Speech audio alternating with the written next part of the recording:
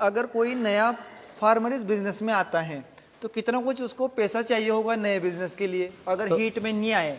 एक ये भी मेन समस्या है कि भाई लोगों के पास ये होता है कि भैंस खरीद के लाए, दूध भी दे रही है, लेकिन टाइम पे हीट में नहीं आती। मैंने देखा अधिकतर तो आप जैसे कि ये जो इनकी एक कचड़ी है, अभी ये प्रेग्नेंट नहीं हुई है, आज ये हीट में आई हुई है, तो इसको हम आपको दिखाते हैं और इनसे ये भी पूछेंगे कि इनका फीड मैनेजमेंट कैसे करते हैं। क्यों हेलो भाई साहब, नमस्कार। नमस्कार जी।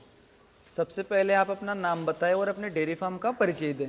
मेरा नाम गंगा सिंह सोलंकी है और डेयरी फार्म श्री बालाजी पशु डेयरी फार्म, सातलगेड़ी, तहसील बानपुरा, जिला मंदसौर। तो कितने दिन पहले से कर रहे हैं आप इस काम को? मैं 2016 से कर रहा हूँ। 2016 से। तो ऑल ओवर अगर मैं एक वर्ड में डेयरी बिजनेस की बात करूं तो कैसा बिजनेस है? अगर आज का युवा इस बिजनेस में आना चाहता है तो जो आप ओरिजिनल बात है वो लोगों को बताएं। बढ़िया है, अपने खेती से जुड़ा बिजनेस है और वैसे तो पशु हर आदमी किसान रखता ही है। थोड़े से चेंजेस करने होते हैं कि हो भी गए ऐसे। एक्चुअली पहले मतलब चरने जाते थे जानवर, आजकल हर किसान के घर पे ही रहते हैं। थोड़ा सा पशु मेट लगा लो, साफ सफाई के लिए आरसीसी करवा लो, खुली बना लो, कुछ चीज़ें की व्यवस्था, पंखे लगाना, शेड बनाना, ये व्यवस्था करनी पड़ेगी। तो थोड़ा सा वो एक मॉडर्न डेयरी फार्म हो जाता है। मॉडर्न जी जी। और अगर अपने डेयरी फार्म की मैं बात करूं तो टोटल कितने एनिमल होंगे अभी तक? अभी 30-40 जानवर है। 30-40 टोटल जानवर हैं, छोटे बड़े, कचड़े कचड़ियाँ सब करके। अभी दूध वाले एनिमल की हम बात करें तो कितने एनिमल दूध दे रहे हैं? 6 एनिमल है। 6 एनिमल दूध दे रहे हैं अभी। तो इनका खर्चा हो जाता है पूरा 6 एनिमल के दूध से? लेबर खर्चा है जो और पशु खाते हैं हो जाता है ना।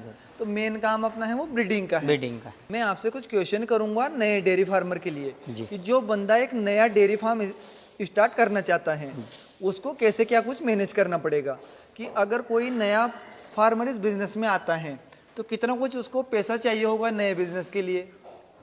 जी सर, पहले कम से कम 5 भैंस से स्टार्ट तो करना ही होता है।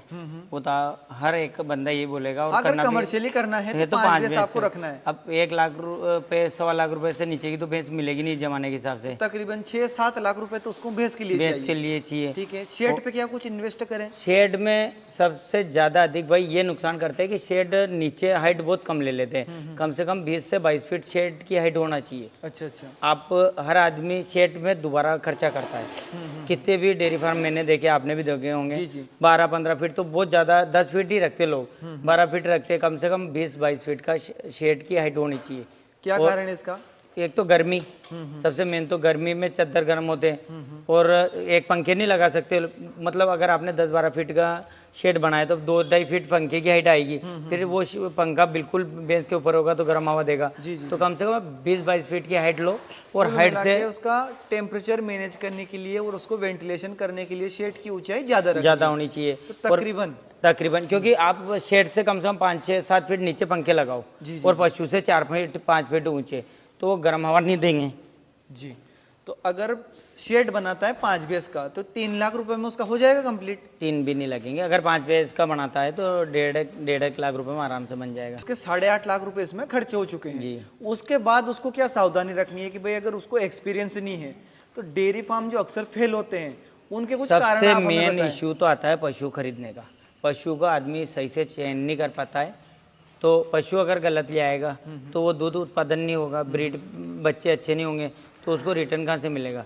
और लोगों की मेंटेलिटी मैंने ज़्यादातर ये देखी कि पशु का पूरा टाइम दूध खाने के बाद उसको गैबिन कराते हैं। जी। अगर आपने पशु लाए और उसका 6 महीने 7 महीने दूध खा लिया, फिर वो हिट में आया, अगर गैबिन करा दिया, वो पशु जैसे गैबिन हुआ और दूध बंद हो गया तो यूँ ही नुकसान लगेगा, उसकी डेयरी कहाँ से चलेगी।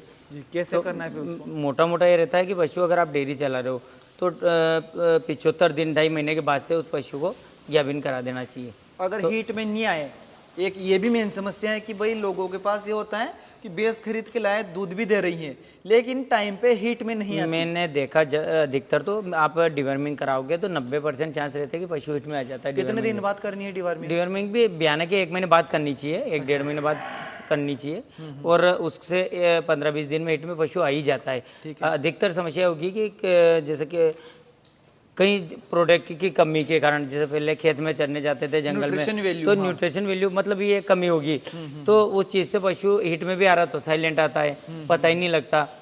और अभी आप देखोगे वो एक जोटी हीट में, अभी अगर हम पशु भी देखते जाते हैं आपके जैसे कोई अनजान आदमी तो पता ही नहीं कर पाता कि पशु हिट में, क्योंकि बिल्कुल जुगाली कर रहा है, आराम से खड़ा है, पर वो 100% हिट में आज। जैसे कि ये जो इसकी इनकी एक कचड़ी है, अभी ये प्रेग्नेंट नहीं हुई है, आज ये हीट में आई हुई हैं, तो इसको हम आपको दिखाते हैं और इनसे ये भी पूछेंगे कि इनका फीड मैनेजमेंट कैसे करते हैं, क्योंकि इतने तगड़े पशु आपको शायद ही कहीं पे देखने को मिलेंगे। तो बताइए आप क्या पहचान होती है हीट में आए हुए जानवर की? अभी इसकी जैसे ये बच्चेदानी है, ये सोजन है, और अभी थोड़ी देर पहले पूंछ से साफ कर लिया। इसकी जो वेजाइना होती है ये आपको थोड़ी सी हल्की हुई उभरी हुई मिलेगी, जिसमें कि कुछ जो लसलसा जो पदार्थ आता है, जिसको हम जो लार होती है एक तरह की, उस टाइप की भी आपको देखने को मिलेगी। अभी थी ये तो पूंछ से साफ जी कर जी ली। जी। और ऐसे करके आप पशुओं को जो सुबह सुबह आप अपने फार्म में जाते हैं, तो ये देखिए कि कहीं वो ऐसे लार तो उसके नीचे नहीं गिर रही हैं, क्या उसकी योनि मार्ग जो उसमें थोड़ा बहुत सूजन आपको देखने को मिल रहा है, या फिर सबसे अच्छा एक उपाय आपको मैं बताता हूँ कि अगर कुछ भी आपको ऐसा लगे तो आप सबसे पहले बुल को उसे दिखा लें, तो बुल ऑटोमेटिकली उसकी हीट को डिटेक्ट कर लेता है। बराबर है जी, तो ये एक कारण हो गया पशु खरीदने का और हीट में नहीं आने और का। सबसे मेन बात है, गवर्नमेंट भी कई सारे जैसे लोन देती थी, तो एक 5 भैंस पे एक पाड़ा बुल देती थी। अब किसान क्या कर रहे हैं, भैंस तो रख रहे हैं, बुल नहीं रखते हैं। बुल फार्म में रखना पड़ेगा अच्छा अगर सा, सक्सेस होना है सक्सेस होना तो, क्योंकि भले 5 भैंस रखो, 6 रखो, 10 रखो, बुल रहेगा ऑटोमेटिक वो भैंस ज्ञापन उसी तारीख में हो जाएगी, तो आपका नुकसान नहीं होगा। बहुत सारे भाई AI भी कराते हैं, पर मैं किसी के मतलब वो नहीं बोलूँगा कि AI कराओ या मत कराओ, आपकी मर्जी पड़े जो करो। तो ये है मेन चीज़। अच्छा, एक ये होता है कि अगर जो कोई पशु हीट में आ रहा है या फिर किसी फार्मर ने अपने फार्म पे बुल रखा है, तो इन ब्रीडिंग का चांस ही नहीं होते फिर उसमें, कि भाई जैसे कि कोई इस बुल से ये कचड़ी प्रेग्नेंट होगी, अब इसने अगर कचड़ी दी तो क्या इसी बुल से नहीं तो इतना टाइम थोड़ी रखते, बुल तो 2 साल से ज्यादा रखते ही बदलना नहीं, पड़ता बदल देते ना। एक से एक नए नए आ रहे हैं बुल तो, जी जी जी। है ना। जो आज 8 लीटर भैंस का बच्चा आपने बड़ा करा, हो सकता है आपके पास 10 लीटर भैंस का बच्चा है, तो उसको रख लो, उसको भेज दो। हाँ, ये तो 3-4 साल में आप बुल को बदल दो, 2 साल 3 साल में बदलते रहो। जो उसके बच्चे आए तो उससे ज्ञापन नहीं हो गए। बुल रखने का ये प्रॉफिट होता है कि आपकी बस टाइम पे ज्ञापन होगी, टाइम पे भी आएगी। तो ये है। और कुछ कारण जैसे कि मार्केटिंग हो गई, ब्रीडिंग हो गई। अभी मेरे पास इस साल में कम से कम 10 से 12 बुल थे, तो सारे बुल गए। अभी लास्ट में गया वो 2,01,000 में मैंने सेल करा। एक कचड़ा दूध छोड़ा हुआ। कितने दिन का? वो था 15 महीने के समथिंग का। दूध छोड़ दिया, 2-3 महीने ऊपर हो गया, तो मैं खुद यहाँ रख रहा था उसको। जी जी। पर मेरे मित्र ही है, तो 2,01,000 रुपये में उनको दिया। तो अच्छी खासी कमाई जो है वो ब्रीडिंग करके आप कर लेते हैं। ये देखो, अभी इसके 1.5 लाख रुपए मुझे दे रहे थे ये कचड़ी के। अच्छा, ये मैंने नहीं दी। हाँ, ये अभी अनदांत बच्ची है, दूध के दांत है इसमें। ये देखो इसके पुट्ठे की चौड़ाई आप देखो, इसकी जो पूरा शरीर आप देखोगे, सींगों की बनावट देखो, तो काफ़ी हेवी जो बफेलो हैं ये वो बनने वाली हैं। ये एक ये भी हैं। ये कितने दिन की होगी? 13 महीने की। ये 13 महीने की कचड़ी हैं। देखो एक वो उधर खड़ी हैं, वो 15 महीने की। ये देखो, ऐसे जानवर अगर आप तैयार करते हो अपने डेयरी फार्म पे तो आपको प्रॉफिट देखने को मिलेगा। नहीं तो अगर आप सोचते हो कि सिर्फ दूध बेच के उस भैंस को आप प्रेग्नेंट ना करवाओगे कि ये लंबे टाइम तक दूध देगी, तो भैंस भी खराब हो जाएगी और जो बछड़े बछड़ियां हैं वो भी उनके खराब हो जाएंगे, तो कोई आगे पैसा आपको उसमें नहीं मिलेगा। अब देखो छोटे छोटे जो इनके कचड़े कचड़ियाँ हैं उनकी क्वालिटी भी अगर आप देखोगे तो काफ़ी अच्छी आपको देखने को मिलेगी। ये देखो। और कुछ आप ऐसा बताएं कि जो नया फार्मर डेयरी बिजनेस में आता है तो वो कैसे सक्सेस हो, भाई दूध की मार्केटिंग कैसे करनी है, कहाँ से वो पैसा कमा सकता है इसमें? अभी इस साल 2025 की बात करें तो इस साल दूध की रेट अच्छी है, 8.5-9 रुपये फेंट में दूध जा रहा है। जी जी। तो हर आदमी तो डेयरी खोल के बाजार नहीं बैठ सकता है। घर में एक सदस्य होता है जो डेयरी चलाता है, तो उसको तो दूध तो थोक रेट में देना ही पड़ेगा। अगर किसी घर में सदस्य ज़्यादा है तो अपना रेस्टोरेंट खोल ले, है ना। बाजार में तो भले 10 भैंस 20 भैंस का दूध उसका अच्छी रेट में, अगर खुद का रेस्टोरेंट है तो 100 रुपये किलो दूध जाता है। प्रोडक्ट बनते हैं मिठाई में तो 100 रुपये किलो के एवरेज पड़ जाता है। जी जी। नहीं है डेयरी खोल लो तो भी 10-15 रुपये किलो एक्स्ट्रा मार्जिन मिलेगा, वो भी नहीं कर सकते आप, तो फिर 60 रुपए किलो तो कहीं ना कहीं आपका दूध बिक ही जाएगा। तो अगर मान लीजिए हम बात कर रहे थे 5 पशुओं के डेयरी फार्म की, उसने भैंस भी अच्छी ले ली, उसने मार्केटिंग भी अच्छी कर ली, उसने शेड भी बना लिया, सब कुछ कर लिया। अगर वो 5 भैंस रखते हैं, जैसे कि आपने बताया 6 भैंस आपके फार्म में भी दूध दे रही हैं, कितना दूध होता है 6 भैंस? 60 लीटर के समथिंग का। 60 लीटर के समथिंग दूध होता है, जिसकी प्राइस अगर हम मोटा मोटी जोड़े तो तकरीबन 3600 रुपए होती है 60 रुपए लीटर के हिसाब से।